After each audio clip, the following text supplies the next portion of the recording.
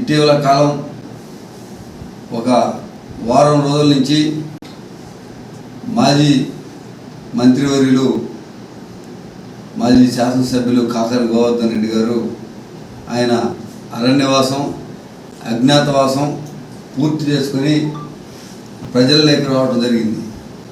నేను అనుకున్నాను ఆయన అక్కడ జ్ఞానోదయమై వచ్చిన తర్వాత కనీసం నిజాలు నిజాయితీగా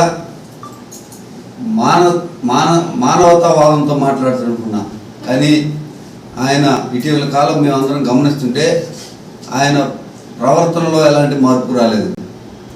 హేళనగా మాట్లాడటం, నాయకులను కించపరచటం, అతని ఓటమికి కారణం గతంలో అయ్యే కారణాలనే విషయాన్ని ఆయన గమనించలేకపోవటం విచారకరం. గత 5 ఏళ్ళ ఆయన మంత్రిగా ఎమ్మెల్యేగా ఆ హేళన భాషే ప్రజలు చేత్కరించారని ఆయన గుర్తించలేకపోయినట్టున్నాడు. మళ్ళీ మొదలెట్టాడు. ఫ్యాన్ వేస్తే ఎగిరిపోతారు, బక్కగా ఉన్నారు, లావుగా ఉన్నారు. వ్యక్తిగత హనన చేయటం మాకు చేతవు. తినిందంతా పాపం వంట పడుతుందంట ఆయనకి, అందుకని లావెక్కారంట. ఒక విషయం తెలుసు, తినిందంతా వంట పెడితే కొవ్వు తీపించుకునే అవసరం లే, అది శరీరంలో ఉంటే అప్పుడు వంట పట్టినట్టు. మళ్ళీ హాస్పిటల్కి ఎక్కి లక్షల కోట్లు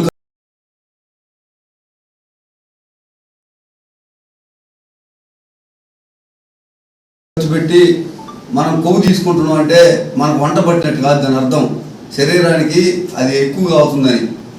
మీకు మీ నాయకులకి అంతా మీరు అన్నట్టే తినటం కానీ అవినీతి సొమ్ము అరిగించుకోవటం కూడా మీరే తిట్టాలి. మా నాయకులకి మాకు మితాహా తెలుసు. మీరు ఈరోజు రైతుల గురించి మాట్లాడుతున్నారు. అసలు రైతుల గురించి మాట్లాడే హక్కు అర్హత మీకు కానీ మీ నాయకుడికి కానీ ఉందా అని నేను అడుగుతున్నా. 5 ఏళ్లలో నీవు వ్యవసాయ శాఖ మంత్రిగా జరగబెట్టినప్పుడు 2 డ్యాముల్లో పుష్కలంగా నీళ్లున్నా కానీ మద్దతు ధర రాక రైతు పైరు పెట్టేదానికి జంకి రైతులే స్వచ్ఛందంగా క్రాప్ హాలిడే ప్రకటించినటువంటి ఘనమైన ప్రభుత్వం మీది ఆనాడు. ఈ రాష్ట్ర చరిత్రలో డ్యాముల్లో నీళ్లుండి ప్రభుత్వం క్రాప్ హాలిడే అని చెప్పకుండా రైతులే స్వచ్ఛందంగా క్రాప్ హాలిడే ప్రకటించింది తమరి హయాంలోనే. తమరు నాయకుడు జగన్మోహన్ రెడ్డి ముఖ్యమంత్రిగా ఉన్నప్పుడు, తమరు శాసనసభ్యులుగాను వ్యవసాయ శాఖ మంత్రిగా ఉన్నప్పుడే జరిగింది. అలాంటి ఘనమైన రికార్డులు మీకు ఉన్నాయి. అవినీతి అవినీతి అవినీతి అంటూ ఎత్తుకుంటాడు ప్రతి దాంట్లో. అప్పుడు చంద్రమోహన్ రెడ్డి ఎమ్మెల్సీగా మంత్రిగా ఉన్నప్పుడు మిల్లర్ల దగ్గర డబ్బులు అన్నాడు, రైతుల దానిలో అవినీతి అన్నాడు, అక్కడేదో పోయినాది అన్నాడు, ఇక్కడేదో వచ్చింది అన్నాడు. 5 ఏళ్ళు నీకు ప్రభుత్వం వచ్చింది. ఆ ప్రభుత్వంలో కింగ్ మేకర్గా నువ్వు పనిచేసావు, మంత్రిగా పనిచేసావు, వ్యవసాయ శాఖ మంత్రిగా. అవినీతి అని నీవు చేసినటువంటి ఆరోపణలు నిజమైతే ఎందుకు ఆనాడు నీ ప్రభుత్వంలో రాజారెడ్డి రాజ్యాంగం అమలు చేసి అందరినీ ఇబ్బంది పెడుతున్నావు కదా? మా నాయకుడు అవినీతి చేస్తుంటే నీ రికార్డు చూసుకొని నీ చెప్పావు కదా, ఎందుకు చేసుకోలేకపోయావు అంటున్నా. నీవు అవినీతి చేసావని మేము చెప్పాం. నీ ప్రభుత్వంలోనే అవినీతిని మేము బయట పెట్టాం. మీరు చేసినటువంటి అవినీతి అక్రమాలు ఊరికే పోలా, నిన్ను జైలుకి పంపించాయి. అదేవిధంగా ఈరోజు లేనటువంటి ఒకటి, ఈయన వరి నారులు పోసేటప్పుడు అజ్ఞాతవాసంలోకి వెళ్ళిపోయాడు, వరి నాటేటప్పుడు అరణ్యవాసం జైలుకి వెళ్ళాడు, వరి కోసేటప్పుడు ప్రజల్లోకి వచ్చాడు. పాపం జైల్లో కూర్చొని ఆలోచించి ముందు వెనక ముందు మాట్లాడుతున్నట్టున్నాడు. ఈరోజు వరి కోతలు వస్తుంటే యూరియా లేదని ధర్నా చేస్తానంటాడు. ఈరోజు నెల్లూరు జిల్లాలో వరి కోతలు జరుగుతున్నాయి, ఎవరికి యూరియా అవసరం లేదు. అవసరం ఉన్నా పుష్కలంగా యూరియా వస్తుంది. 600-700 యూరియా బస్తా అమ్ముతున్నారు, అక్రమంగా దోచుకుంటున్నారు అంటున్నారు. అబద్ధం చెప్పిందే చెప్పిందే చెప్పిందే చెప్పిందే చెప్పి అది నిజమని నమ్మించాలనుకుంటున్నావు నువ్వు. నీ ప్రభుత్వంలో యూరియా కోసం రోడ్ల మీదకి వచ్చి నీకు గుర్తులేదా అని అడుగుతున్నావు. నేదురుబల్లి ఘటన యూరియా సంఘటన కాదా అని నేను అడుగుతున్నా. నన్ను జైల్లో పెట్టించింది యూరియా లేదని అడిగినందుకు కదా అని నేను అడుగుతున్నా. యూరియా నీ ప్రభుత్వంలో కన్నా 100 రెట్లు మెరుగ్గా ఈరోజు ఈ ప్రభుత్వంలో అందరికీ అందే విధంగా మా నాయకుడు చంద్రబాబు నాయుడు ఏర్పాట్లు చేశారు. మీరు ఆ రోజు ఆర్బీకేలో పిఎస్సిఎస్లో యూరియా దించి మొఖాలు చూసి వైసీపీ నాయకులైతేనో వైసీపీ లీడర్లు అయితేనో యూరియా ఇచ్చారు. ఒక రైతు తెలుగుదేశం వాళ్ళకి ఎవరికన్నా అధికారులు యూరియా ఇస్తే ఆ అధికారులని అంత దూరంలో బదిలీ చేయించారు. అటువంటి చరిత్ర మీది. ఆనాడు ఒక్క సంవత్సరంలో ఒడ్లు కొనుగోలు కేంద్రాలు పెట్టారు. మీరు ఇచ్చారో తెలుసా?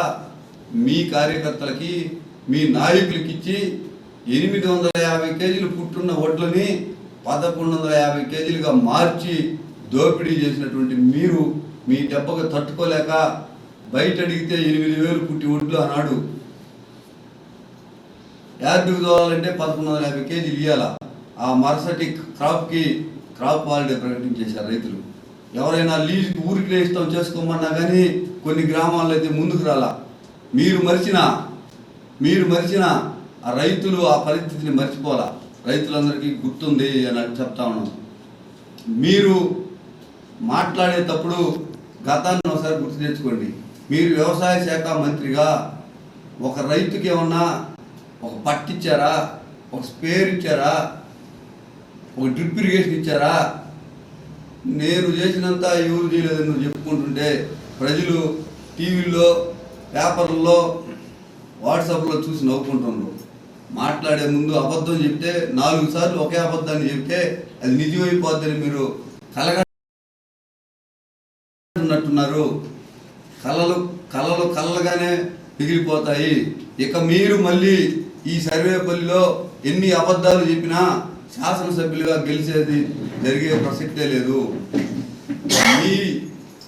మీ అహంభావం తగ్గిందాకా, మీ హేళనైనటువంటి మీ భాష మీరు మార్చుకునేదాకా మీకు ప్రజలు మిమ్మల్ని హర్షించరు. నేను అడుగుతున్నా, ఈ పొదలకూరు మండలానికి లేదా ఈ జిల్లాకి నువ్వు వ్యవసాయ శాఖ మంత్రిగా ఏం చేసావు అని, ఏం వరగబెట్టావు అని ఈరోజు విమర్శిస్తున్నావు అందరినీ. నీవు మీ జగన్మోహన్ రెడ్డి దగ్గర మార్కుల కోసం మీ కూతురికి ఒక పోస్టు, మీకు ఒక పోస్టు, ఇంకెవరన్నా మీ అల్లుళ్ళు ఉండడం వాళ్ళకు కూడా ఆ పనికిరాని పార్టీలో. మేము చేసే వీడియోస్ మీకు నచ్చినట్లయితే లైక్ చేయండి. అలాగే మరిన్ని ఇంట్రెస్టింగ్ అప్డేట్స్ కోసం మా ఎస్టీవీ తెలుగు ఛానల్ ని సబ్స్క్రైబ్ చేసుకోండి.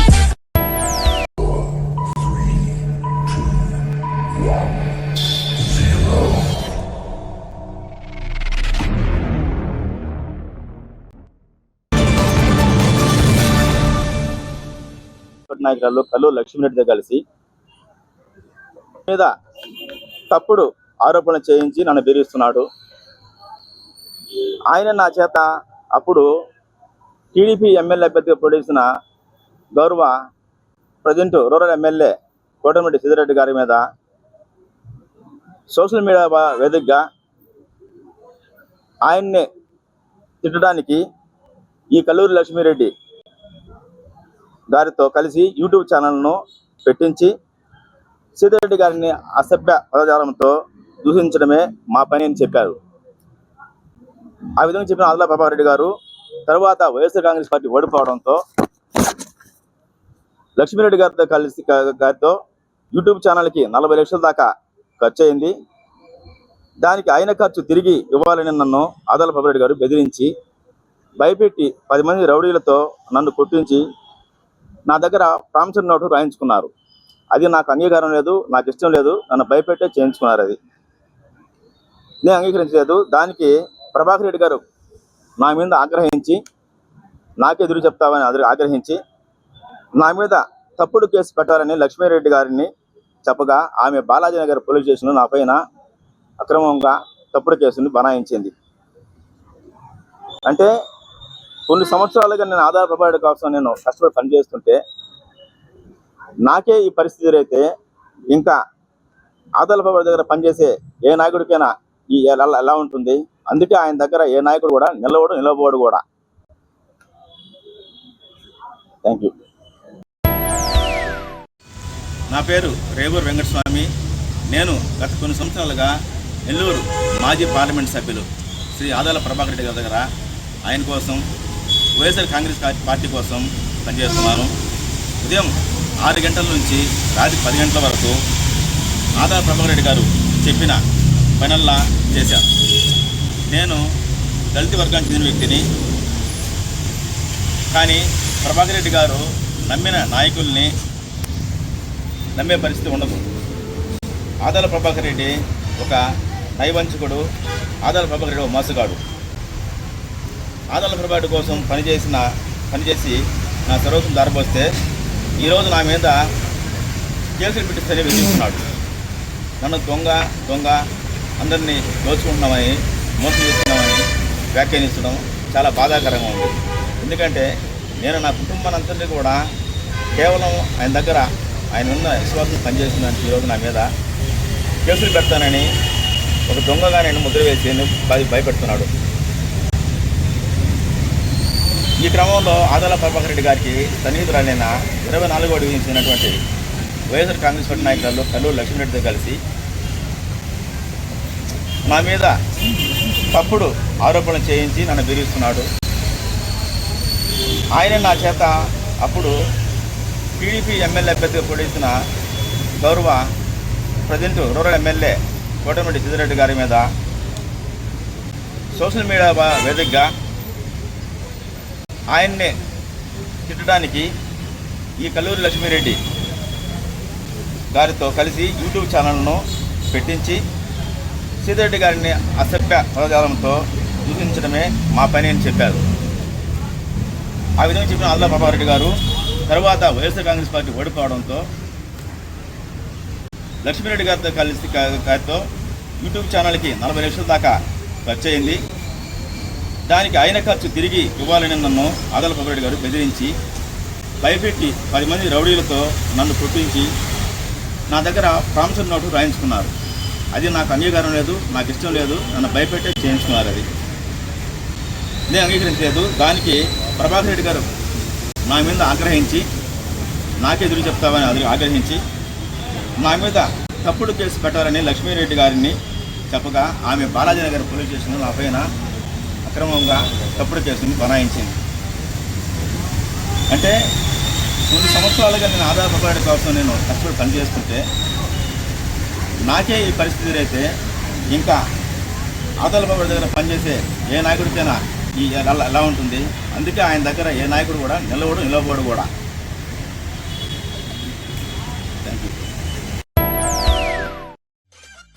మేము చేసే వీడియోస్ మీకు నచ్చినట్లయితే లైక్ చేయండి.